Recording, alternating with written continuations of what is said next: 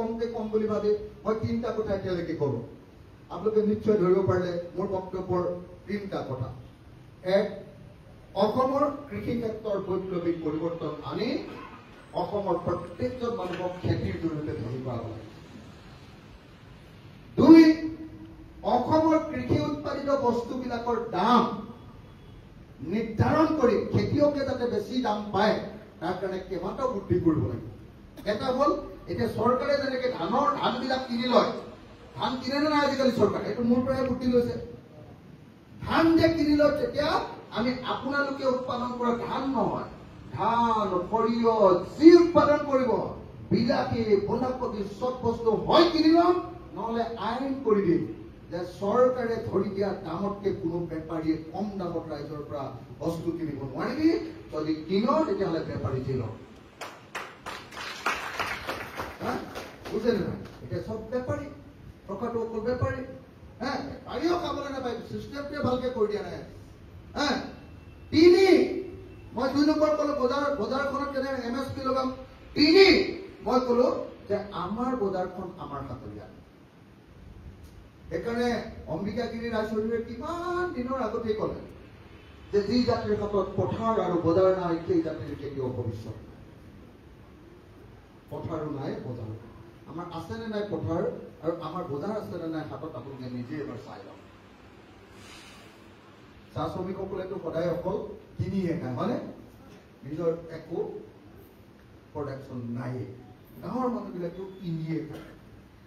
কৃষি কৰিবলৈ খুব বেছি কেতিয়াবা মাইকী মানুহকেইজনীয়ে লুকুৱাই থোৱা কণী কেইটামান অকণমান বিকিব পাৰে, হয়নে? তাকো ঘৰৰ ল'ৰাকেইটাই নেখালে যদি লুকুৱাই লুকুৱাই থব পাৰিলে, হয়নে নহয়? নাই, বিক্ৰী কৰিবলৈ বস্তুৱে নাই। আমি তেনেকে কামটো আগবঢ়োৱাই নাই। আমি দুখীয়া কৈ আছে, আৰে ভাই ক'ত দুখীয়া হ'ব? মোক দেচোন 10 বছৰ অসমখন দে, মই অসমৰ প্ৰত্যেক ঘৰ মানুহক কেনেকুৱা অৱস্থা কৰি দিম। কোনেও আৰু চৰকাৰী ঘৰ নিবিচাৰে, চবেই নিজৰ নিজৰ RCC ঘৰ বনাই ল'ব পাৰিব। লেট্ৰিনটো পকা কৰাই নহয়, টাইলছ লগাই পাৰে ল'ব পাৰিব লেট্ৰিনত। আৰু এতিয়া লেট্ৰিনৰ বাল্টিটো আমাৰ কি, ওচৰৰ ঘৰত যদি বিয়া হৈছে, বিয়াৰ টেকেলি এটা আনি সেইটোৱে চলি যায় আৰু, হয়নে নহয়? একদম ঠাণ্ডা, একেবাৰে খেলুৱৈ নৰা সেইখিনি পানীয়ে যদি সেইটো কৰে তেতিয়াহ'লে সেইটো বেমাৰ নহয়। কি হ'ব আপোনালোকে নিজে ভাবি চাওক। ভিটামিনৰ পৰা আৰম্ভ কৰি পৃথিৱীৰ চব বেমাৰ, অসমৰ চব মানুহৰ সেইকাৰণে পাইছ আছে, বেমাৰ হ'বই। একদম লেতেৰা পানী। আমি শিকাই নাই যেনেকে,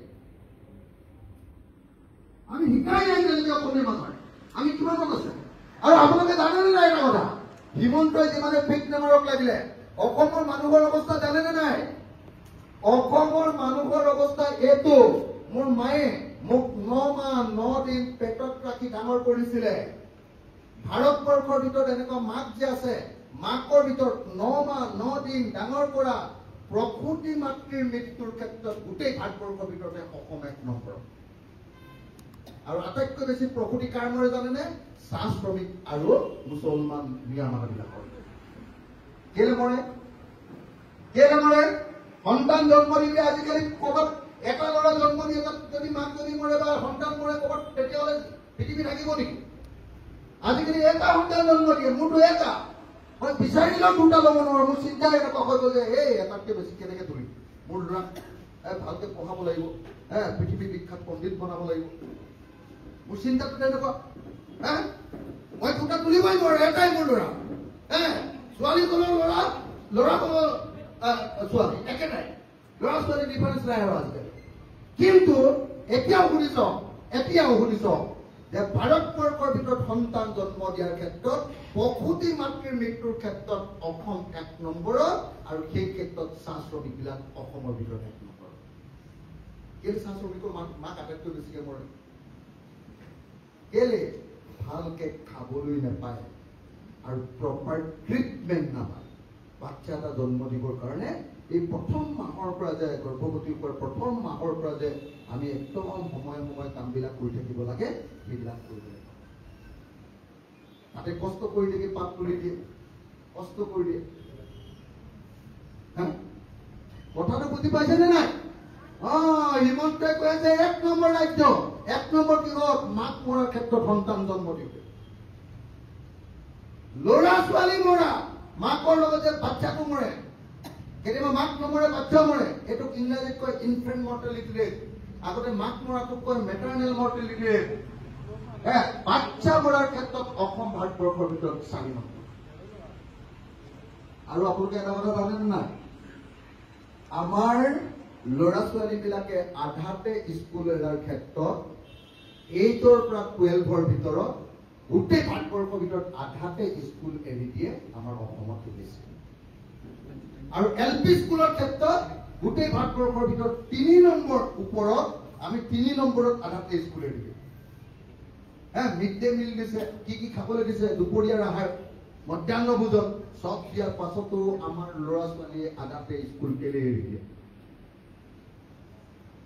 পইচা নাই অৰ্থনৈতিক অৱস্থা দুখীয়া কথাটো বুজিছেনে নাই অসমখন যদি বনাব লাগে 3টা কাম কৰিবই লাগিব নাম্বাৰ 1 খেতিক আমি প্ৰফেচনেল কৰিব লাগিব নাম্বাৰ 2 বজাৰখন আমাৰ অসমৰ মানুহৰ হাতলৈ আনিব লাগিব নাম্বাৰ 3 গাঁৱে ভূঞে নগৰে চহৰে বাগানৰ লাইন আৰু চৰ চাপৰি আৰু টাউনৰ বস্তি এলেকা প্ৰত্যেকটো অঞ্চলতে ক্ষুদ্ৰ ক্ষুদ্ৰ উদ্যোগ বনাই প্ৰত্যেকজন মানুহক কাম দিব লাগে যিদিনাই এই কাম কৰিব পাৰিম সেইদিনাই অসমীয়াৰ মুখত হাঁহি ফুটি উঠিব সেইদিনাই অসমীয়া ধনী হব আৰু সেইদিনাই অসমীয়াই ভেকুলীৰ বিয়া পতা বন্ধ কৰি দিব লাজ লাগেনে নাই বাৰু অসমীয়া পৃথিৱীৰ ভিতৰত একমাত্ৰ জাতি যি ভেকুলীৰ বিয়া পাতিলে ক'ৰবাত বৰষুণ হয় নেকি মই দীঘলীয়া কৰিব খোজা নাই কাৰণে ব্যাখ্যাবিলাক দিয়া নাই ৰাইজ সেইকাৰণে আপোনালোকে নিজে চাওক ৭৮ বছৰত বেছিভাগ সময় কংগ্ৰেছে শাসন কৰিলে তাৰ পাছত জনতাই শাসন কৰিলে তাৰ পাছত এজিপি আহিলে এজিপিৰ লগত চিপিআই চিপিএমও থাকিলে তাৰ পাছত এবাৰ বিজেপি আহিলে এটাৰ পাছত আনটো দল আহিছে কিন্তু কোনেও আমাৰ অৰ্থনৈতিক অৱস্থা ভাল কৰিব পৰা নাই আজি হলটোত আপোনালোকে এবাৰ নিজে চাওক কোনো এজন অসমীয়া মানুহৰ মুখখন পুৰত নহয় একজন মানুহ নাই যাৰ মুখখন পুৰত হয় গোটেই হলটো আপোনালোকে চাওক একজন মানুহৰো অৰ্থনৈতিক অৱস্থা ইমান ভাল নহয় যে নিজক সুস্থ সবল কৰি ৰাখিব পাৰিছে অসমৰ প্ৰত্যেকজন মানুহৰ দাঁত কিতাপ চাওক প্ৰত্যেকৰে দাঁত ৰঙা পৰা কেলে আমি আইৰণ থকা পানী খাই ডাঙৰ কৰিছো আৰু তাৰ পাছত হিমন্ত বিশ্ব শৰ্মা আৰু নৰেন্দ্ৰ মোদীহঁতে কয় যে অসমক ভাৰতবৰ্ষৰ ভিতৰত 1 নম্বৰ ৰাজ্য কৰিব সেইকাৰণে মই আপোনালোকক ক'ব খুজিছো শ্ৰদ্ধেয় ৰাইজ বহুত কংগ্ৰেছ দেখিলো বহুত জনতা দল দেখিলো বহুত অসম গণ পৰিষদ দেখিলো বহুত চিপিআই চিপিএম দেখিলো বহুত বিজেপি দেখিলো কিন্তু কাৰো অৱস্থা পৰিৱৰ্তন নহল কোনো ধনী হ'ব নোৱাৰিলে কাৰো অৱস্থা পৰিৱৰ্তন নহল যদি সঁচাকে কিবা এটা কৰিবলৈ লাগে তেতিয়াহ'লে এবাৰ মাত্ৰ এবাৰৰ কাৰণে ৰাইজৰ দলক আপোনালোকে এবাৰ চান্স দি থওক এবাৰ চান্স দি চাওক এবাৰ একবাৰ মাত্ৰ চান্স দি চাওক তেতিয়াহ'লে মই আপোনালোকক দেখুৱাই দিব খোজো যে অসমখনৰ প্ৰত্যেকজন মানুহ কেনেকৈ ধনী হ'ব পাৰে সেইকাৰণে দিন ৰাত 24 ঘণ্টা ঘৰলৈ নোযোৱাকে 24 ঘণ্টাই ৰাইজৰ লগত থাকক 24 ঘণ্টাই মানুহৰ মাজত কাম কৰক মোৰ কাৰণে হিন্দু মুছলমান নাই মোৰ কাৰণে চাহ বাগান অসমীয়া ভাষী নাই মোৰ কাৰণে নেপালী বাঙালী এইবিলাক কথা নাই মই প্ৰত্যেকজন অসমীয়াকে হৃদয়ৰ পৰা ভাল পাওঁ মোৰ কাৰণে বাকী তেওঁ হ'ব পাৰে ব্ৰাহ্মণ তেতিয়াও মই ভাল পাওঁ তেওঁ হ'ব পাৰে ট্ৰাইবেল মই তেতিয়াও ভাল পাওঁ তেওঁ হ'ব পাৰে চাহ শ্ৰমিক তেতিয়াও মই ভাল পাওঁ তেওঁ হ'ব পাৰে কলিতা তেতিয়াও মই ভাল পাওঁ তেওঁ হিন্দু হ'লেও ভাল পাওঁ তেওঁ মুছলমান হ'লেও ভাল পাওঁ কিন্তু হিন্দু মুছলমান এই চবৰ ৰাজনীতি কৰি আজি বিজেপিয়ে আন সকলো কথা পাহৰাই দিছে সকলো কথা পাহৰাই দিছে পথাৰত পানী নাই এইটো কথা আমি কোনো গমেই নাপাওঁ। আমাৰ এই আটাইতকৈ মাতৃ বেছিকে মৰে বাচ্চা জন্ম দিওঁতে, এইটো কথা কোনেও নাজানো। আটাইতকৈ বেছিকে ল'ৰা ছোৱালী আগতে স্কুলেৰে অসমতে বেছি, এইটো কথা কোনেও নাজানো। আমাৰ এই হাতত আটাইতকৈ কম পইচা থাকে গোটেই ভাৰতবৰ্ষৰ ভিতৰত, এইটো কথা আমি কেতিয়াও নাপাওঁ। কেলে নাই পইচা? মই বাৰম্বাৰ কৈছো যে পইচা আহে চাকৰিৰ পৰা, নহলে পইচা আহে বজাৰৰ পৰা। বজাৰলৈ নাযাওঁৱে, বজাৰত অকল বিক্ৰী কৰিবলৈ গ'লে পইচাটো যাবহে। বজাৰত কিনিবলৈ গ'লে বজাৰত বিক্ৰী কৰিব লাগিব বস্তু, আৰু বজাৰত বস্তু বিক্ৰী কৰিবলৈ গ'লে জাতিয়ে উৎপাদন কৰিব লাগিব। উৎপাদন নাইকিয়া জাতি এটা কেতিয়াও উৎপন্ন হ'ব নোৱাৰে। উৎপাদন নাইকিয়া কোনোবাই যদি ভালকে শুনি আছে বাক্যবিলাক শুনি লওক, উৎপাদন নাইকিয়া জাতি এটা কেতিয়াও ধনী হ'ব নোৱাৰে। হিন্দু মুছলমানৰ ৰাজনীতি কৰি পৃথিৱীৰ কোনো মানুহ ধনী হ'ব নোৱাৰে। পৃথিৱীৰ কোনো মানুহে ভেকুলীৰ বিয়া পাতি কেতিয়াও ধনী হ'ব নোৱাৰে। পৃথিৱীৰ কোনো মানুহে বিদেশী কোম্পানীৰ অনলাইনত বস্তু কিনি কেতিয়াও ধনী হ'ব নোৱাৰে। পৃথিৱীৰ কোনো মানুহে কেতিয়াও বছৰত এবাৰ খেতি কৰি কেতিয়াও ধনী হ'ব নোৱাৰে। পৃথিৱীৰ কোনো মানুহে হিমন্ত বিশ্ব বা নৰেন্দ্ৰ মোদীৰ নিচিনা থাৰ্ড ক্লাছ মিছলীয়া 2 নম্বৰী পলিটিচিয়ানক লগত লৈ কেতিয়াও ধনী হ'ব নোৱাৰে। মই নেপালৰ প্ৰসংগৰে আৰম্ভ কৰিছিলো। আপোনালোকে সকলোৱে দেখিছে যে নেপালত আজি জেনেৰেশ্যন জেন জেনে একদম শেহতীয়া ল'ৰা ছোৱালীবিলাকে কেনেকে বিদ্ৰোহ কৰিছে। অসমতো ভাৰতবৰ্ষতো এই বিদ্ৰোহ এদিন আৱশ্যভাম্বী। আৰু ৰূপ বেলেগ বেলেগ হ'ব পাৰে। বাংলাদেশত যি হৈছে, শ্ৰীলংকাত যি হৈছে, নেপালত যি হৈছে, ইয়াৰ পুনৰাবৃত্তি ভাৰতবৰ্ষ আৰু অসমত হ'বই হ'ব। জাষ্ট এইটো মেটাৰ অফ টাইম, কোন সময়ত হ'ব তাৰ কাৰণে অপেক্ষা কৰি ৰৈ থাকক।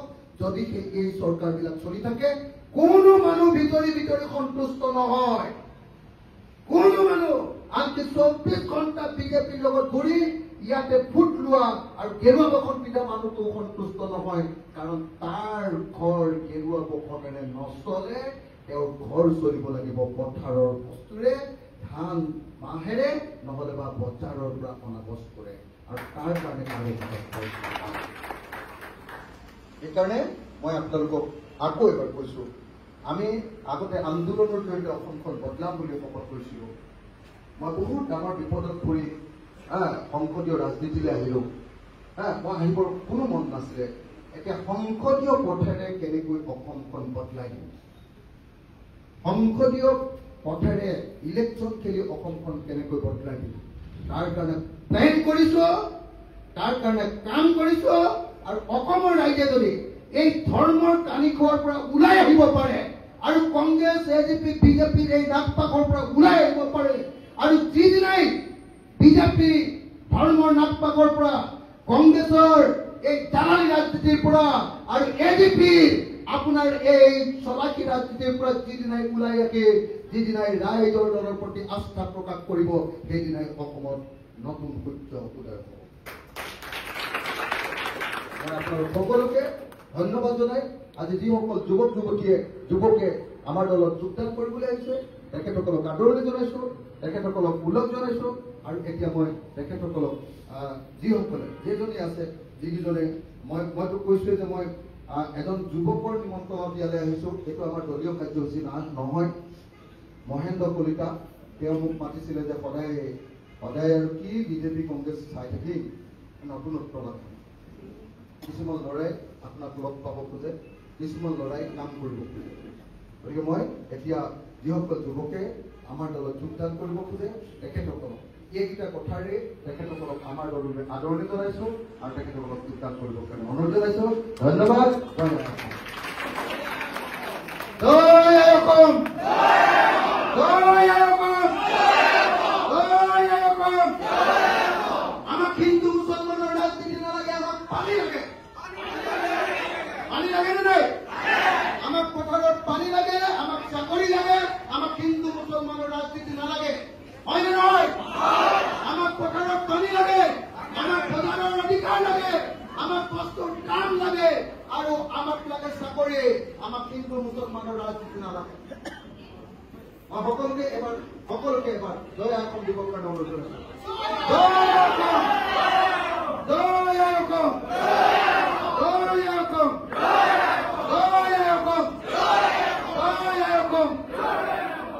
জয়